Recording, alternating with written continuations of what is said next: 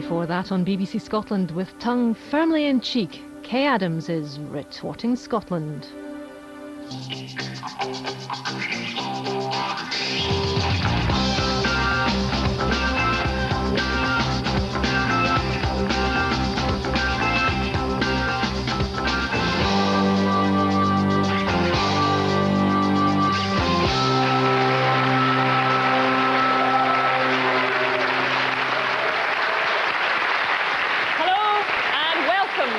Retorting Scotland, one of the few Kirsty Wark-free zones you'll encounter between now and Thursday's big boat. I'm Kaye Adams, and I'll be your guide on this quick canter through the Scottish psyche, which, I have to say, has never been in better shape. Let's face it, it's a sexy time to be Scottish. Our films are sexy, our books are sexy, our accent's sexy, Robin Cook, his foreign secretary, I'll give you that one, but power is sexy. And with the cabinet positively hooching with jocks, it's obvious that our boys in there are going to look pretty damn good, especially if they're sitting next to John Prescott. So here we are, perfectly placed. Slow, but I liked it. Perfectly placed to write our own page in history. And this is it. Scotland's Parliament. A bestseller, no less. So, on that basis, it's fair to assume that every citizen in this fair land, certainly everyone in here tonight, I'm sure, is fully conversant with the contents of this document. Inside, out, back to front, top to bottom. Am I right? Let's show the rest of the world what we're made of. And I'll just pick up a blunt instrument here. Gosh, you look worried. Don't you worry at all. Now, I'm going to give you an easy one, because you might understandably be a bit nervous with all these people watching you. And then there's the people at home, which I always think makes it really scary. So let's go for financial arrangements, shall we?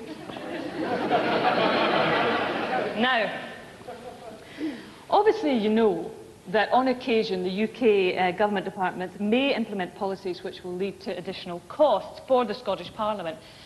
On what occasions do you see them doing this?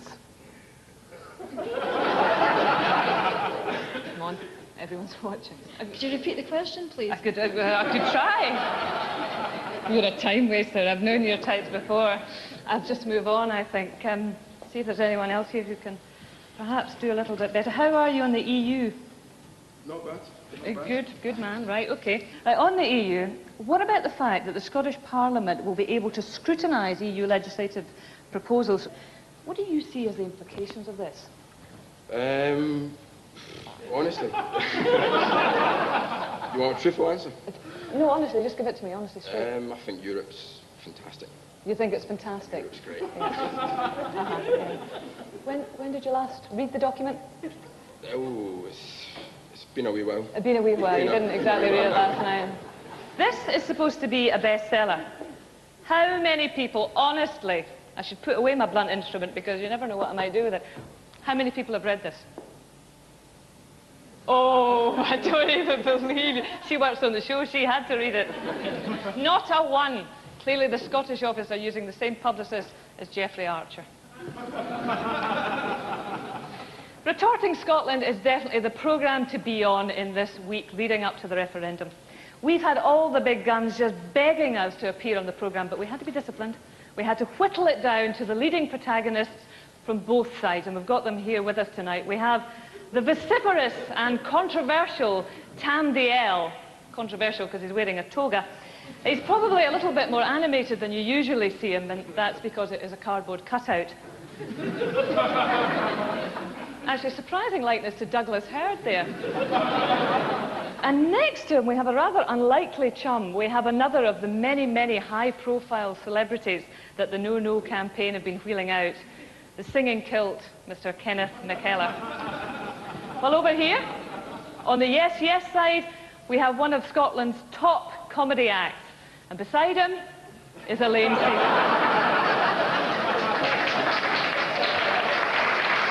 Yes, and we also asked another gentleman to appear with us tonight, Mr. Donald Finlay. Unfortunately, Donald couldn't be with us, but he did send us this note instead. He's got lovely writing, by the way. It says, I, Donald Finlay, QC, staunchly oppose... hang on, blah, blah. No, here's good, but I've got it. To appear in your programme would smack of self-publicity and would detract from my work as Scotland's top criminal lawyer. For further details, read Donald Finlay QC, My Story in Pictures, a special colour supplement in next week's Daily Record. And no prizes for guessing what colour it will be. Now, this Donald, Big Donald, as he's known to his friends for reasons obviously known to them, is quite proud of the fact that he reckons a new Parliament won't cost us more than a £5 a head. But a £5 is a lot of money. There's a lot of other things that you can buy with a £5. You can buy a fish supper from Harry Ramsden's, 2.5 bottles of hooch, 18 copies of the Daily Record, maybe a bit steep, 500 penny chews. Unfortunately, what it won't buy you is a copy of the white paper to read all about it, because that costs £6.50. Now, one of the other great unanswered questions we've got here is, where should a proposed Scottish Parliament be housed? Now, our researchers have been working overtime and we've come up with a few possibilities here. Suggestion number 1, Edinburgh Castle. Now, Edinburgh Castle has got 3 advantages. It's in Edinburgh, it's a castle, and it's subsidised entirely by fat Americans and nylon slacks, so no problem with the tartan tax. Which brings us neatly to suggestion number 2, the Loch Ness Museum in Drumnadrochit. Now, in these days of dwindling support for the arts, why not house our new Parliament in one of the jewels of Scotland's cultural crown? Not only would it be sitting in an environment worthy of its stature, but it's home to Scotland's most elusive and mythological creatures. Cunning disguise there, Sean, but you don't fool us.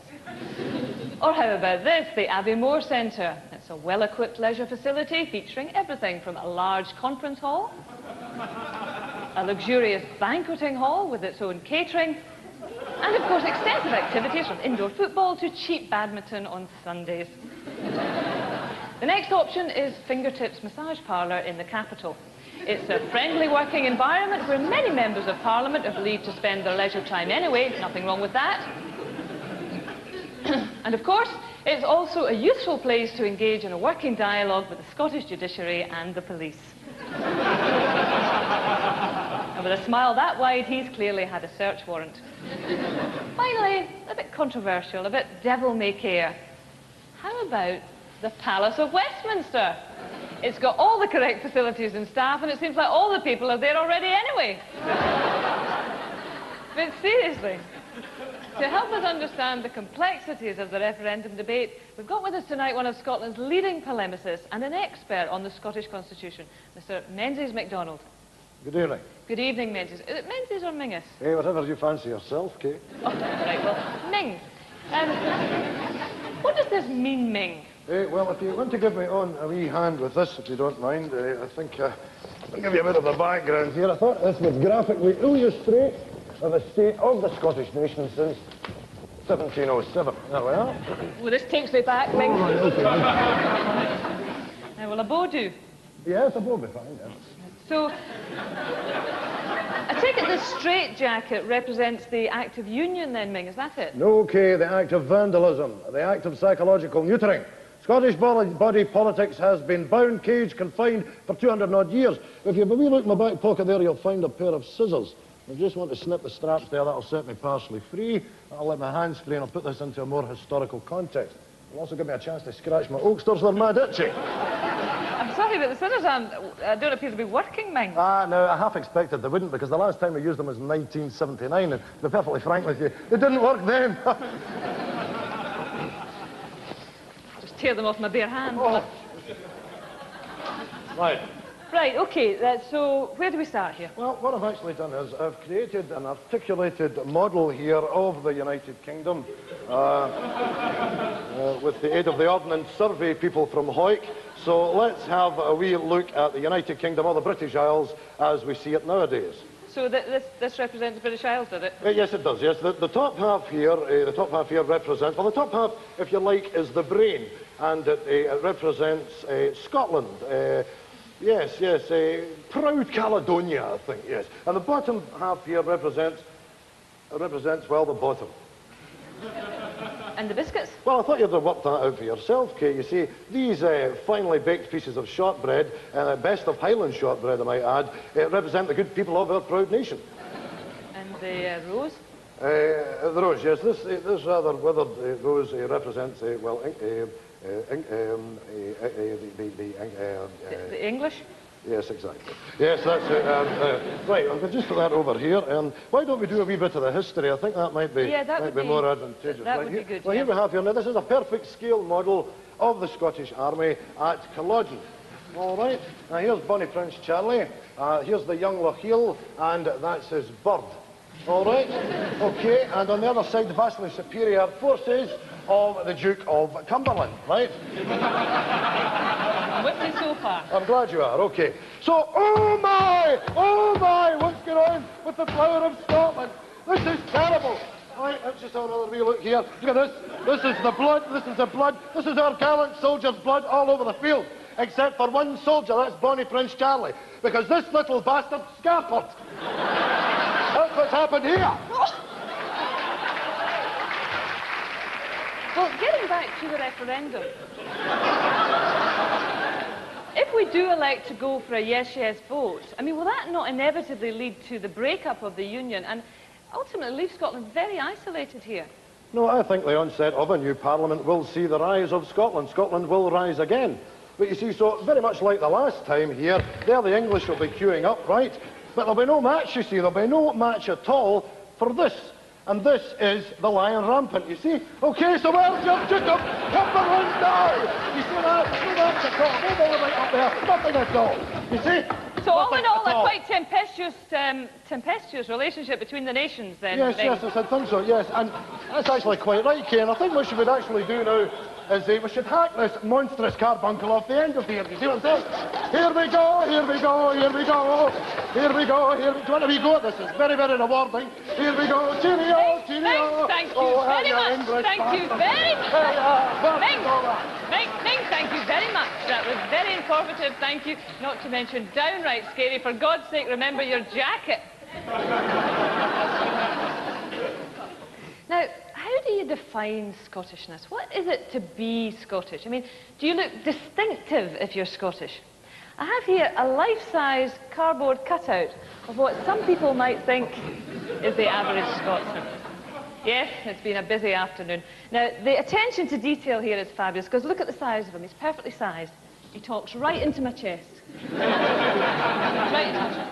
And what he would say would be, "Oh, darling, it's your lucky night." It would be funny if it wasn't true. And you don't help by laughing. Our national stereotype is a pot-bellied, drink-sodden wee bauchel. And you're just laughing. And what about the act of actually being Scottish? Now again, this is a strange one. Is it about showing an almost pathological respect for everything that has ever been produced from here? Or is it the little quirks like drinking half a bottle of Iron Brew and leaving the rest on a wall or in a hedge? Or what about the old business of never having to say you're sorry when you're sober?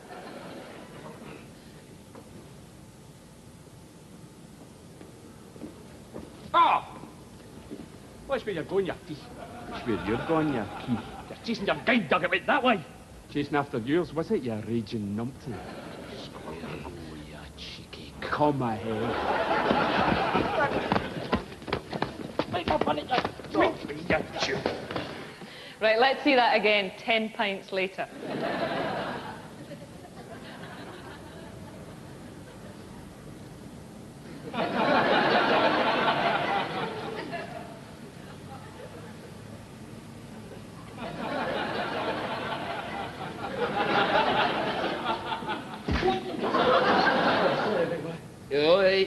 You're all right. No, please respect my sincere apologies. My fault intact. No, I accept full responsibility for all my actions. I'll go insult your intelligence. I've had a wee drink. I love you. I love you, pal. I love you. I love you. Oh, God, I love you. Well, God love them. Somebody's going to have to. Well, if we're honest, I think will admit there are times when we don't feel so great about declaring our Caledonian origins. Not least because, and I have to say this, a lot of Scotsmen are bankers.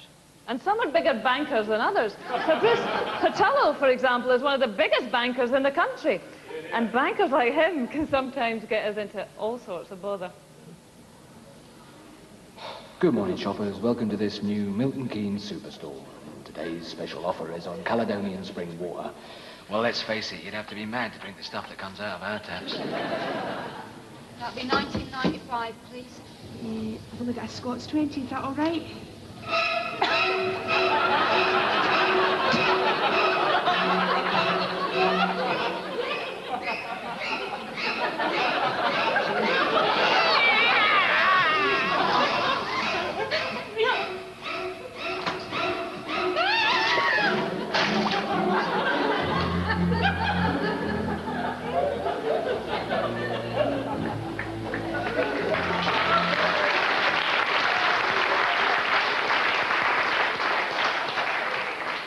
Melodramatic? Us? Now let's dig up some more stereotypes, and I certainly hesitate to say this evening, but apparently we're very unforgiving of the people who entertain us. But if that was true, then Sean Connery wouldn't be the most impersonated man in the country. Everyone can do a Sean. And that's my cue to say, let's do a wee experiment here tonight. How many people here, I wonder, think that they can do a Sean Connery? You, sir, have that look about you. Now, this isn't just going to be quite as simple, because I want you to get into the Sean lingo here, the Sean psyche. So give me Sean speak for, I think there's been an error. Surely some mistake. Perfect, isn't it? If I'd closed my eyes, I could have been standing next to a sex god there. That would have been absolutely amazing. Now, we'll go for a slightly trickier one now. How about, you're looking quite ravishing, Miss Moneypenny? You're a shite for sure eggs. Absolutely perfect. Well done.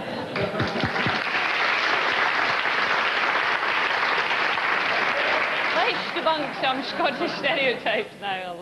Stop that. As our man on the street, Greg Hemphill, who's half Canadian through no fault of his own, scotches the myth.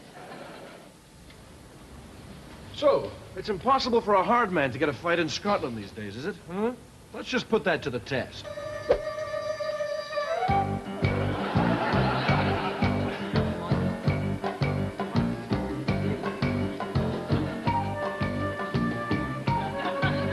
Right, man, here goes,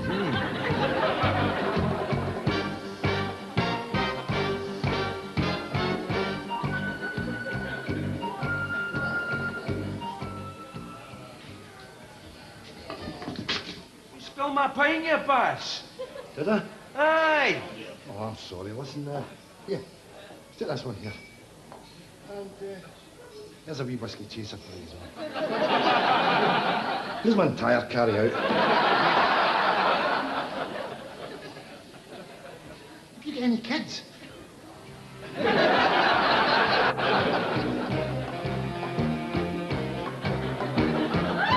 Well, no luck there, then. Let's see if I have a little more success with a "Are you looking at me" routine. Oh, Lizzie, are you looking at me? Aye. Are you batting flowers or no? Yeah, okay, give me some irises. Undaunted, I decided to try a more classic approach. Oh, yes, I'm the Razor King. Aye, right, and I'm the Razor Queen.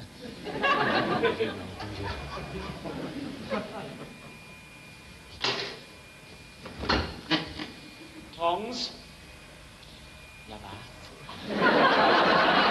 Well, there you have it.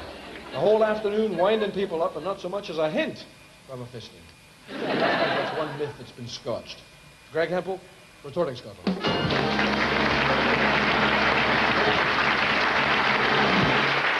Well, Greg Hemphill is back from the mean streets with, oh, what I have to say is one mean haircut. Stick to barbers you know, Kaye. That's the lesson. Absolutely. So apart from running into the hammer house of hairspray, how else you got on? Not too bad, actually. I actually found it quite a lot about Scots. I found they have an absolutely fantastic vocabulary, you know. for the weather. We've got tons of words for rain, the same way that the Eskimos have loads of words for snow. You know, you've got, let's see, you've got pelting, you've got pouring, pishing. You've got lashing, chucking, stoating, and my personal favourite, bucketing. Bucketing? Yes, absolutely. I mean, you've got enough there to conjugate irregular verbs for all the words you got for rain. It is dreek.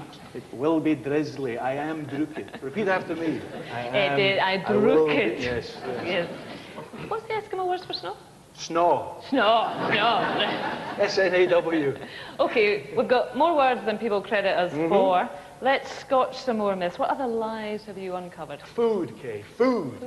Food. I said lies, not flies. No, it's food, I'm telling you, because a lot of people outside of Scotland have this crazy notion that Scottish people have a really bad diet. You know? Where'd they get that from? They say we eat things like this, right? This is the classic bacon, fried egg, and black pudding roll. They don't eat that kind of stuff. No, it's not disgusting, Kaye. It wouldn't be disgusting because it's not true. Because more and more Scots are opting for a healthy, more continental approach. You see, what they're going for is the bacon, black pudding and sausage croissant. But the most Scotchable myth of all has to be tartan. It's very good. Remember, you're half Canadian. But my top half's Scotch, babe. But I particularly like the kind of tartans that tell you a little bit about the wearer, you see, like the hunting Stuart. Like that, you see? All right. So basically what I've done is I've made up a whole bunch of tartans for modern-day Scotland. First up, you've got the Dishy McGregor, which our boy Ewan can wear to all his film premieres. Good idea. You've got the poaching coisty, which Ali can wear. You know, he can have a little spur in here for all his wee records that he's been breaking over the last... Oh, I don't know. It's up to you. Entirely up to you. And, of course, the grouting smiley, which Carol can wear on all her DIY shows. Perfect for a night in the tiles. I've saved the best for last, though. And it's cool and elegant, just like Scotland's most laid-back, sexy presenter. The serene Nanjiani. You like it? Have you heard of the Grizzly Adams? No, what's... You have now. Gaff. Thank you for your time, madam. Away back to Winnipeg. It's Montreal. And take this with you.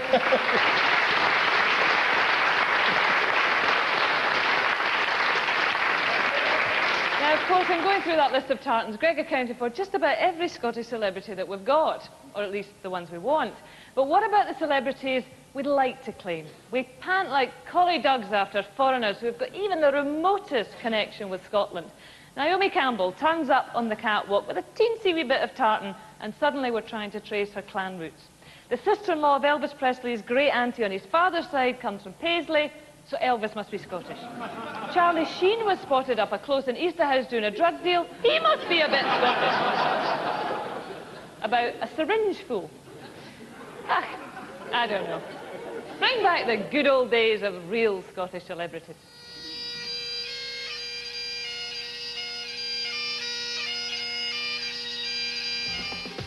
Mary Marquis was uncrowned Queen of the BBC in Scotland for over 20 years.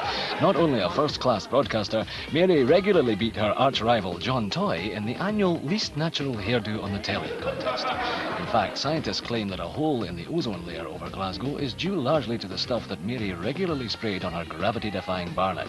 But let's not carp. The woman was a credit to her autocue. OK, so she didn't have the fulsome grin of Jackie Burr, and perhaps not as many hires as Heather the Weather. But in the 70s, there was only one other Scotswoman who came close to the elegance and style of La Marquis. Yes, Isla St. Clair.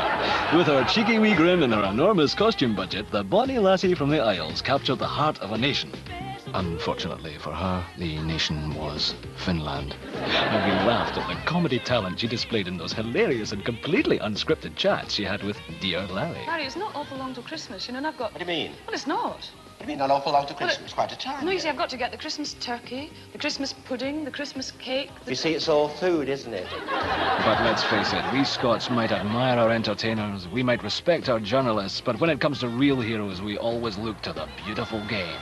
And in the late 70s, there was only one football shirt that every young, red-blooded Scots teenager dreamed of seeing at the bottom of their bed. Dee Hepburn's. Let's face it, she was slimmer than Derek Johnson, that's him on the right. She had a better perm than Alan Ruff, and she didn't fail a drugs test in the World Cup. And how did we repay Dee's contribution to our national game? Did we make her Scotland coach? No, we sent her to work in a hairdressing salon alongside a cast whose stars were destined to shine far brighter. Dee, we'd like you to know that we're sorry. But you read tarot cards for a living these days, so you knew that already. Hey, maybe you know the outcome of the referendum. Go on, we won't tell. Well, other Scottish heroes at Time Forgot include a family called Napier, who in the 16th century invented a weapon which was to burn enemy ships as they approached. Now, it was supposed to do that by using mirrors to concentrate the energy of the sun. Unfortunately, the Napiers lived in Edinburgh. Now, if they'd invented the rainmate, they might have been in with a chance. But my favourite bit of research from this show is that apparently in medieval Scotland, there were huge fields of cannabis growing all over Scotland. Got your attention now, haven't you? The official story is that the cannabis was used to make ropes for the king's ships, but personally, I think the presence of all that ganja explains rather a lot. Like, why people just started to speak Gaelic. But what it doesn't explain is why people still speak Gaelic and why they insist on putting it on the telly.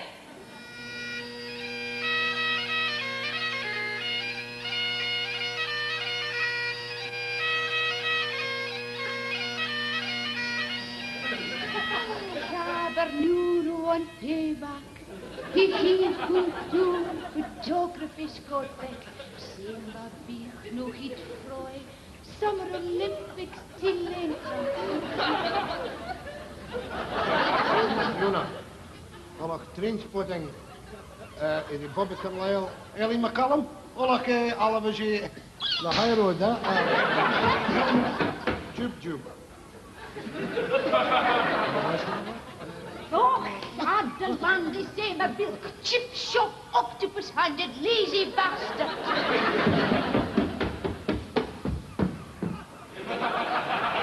Date of revolution, ginger spice, referendum, Waldex, West Lothian, Morse, fish finger, proportional representation.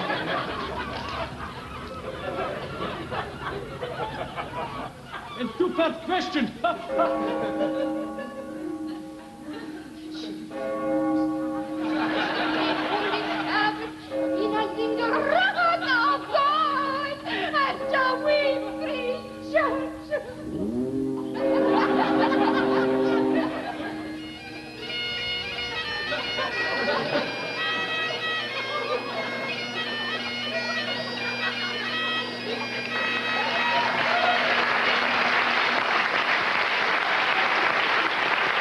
Now, when we heard about the date of the referendum, Retorting Scotland wrote to all the Scottish MPs in the Cabinet, and we presented them with our own two-part question. One, if the Yes Yes campaign is successful, would you consider standing for election to the new Parliament? And secondly, as a patriotic Scot, do you feel your place should be in the historic new Parliament or at Westminster? And I have here the responses that we received, and they really are very interesting. This is the feedback that we got from all those MPs. Nil, nada, niente, not a sausage. Which makes you wonder, who is going to be running Scotland if we do elect to have our own Parliament? Still, Jim Farry might be looking for a job. Thank God, it's still sexy to be Scottish. Bye-bye, baby.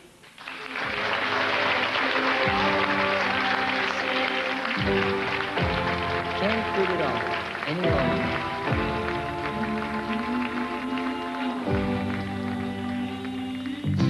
Just gotta tell her anyway.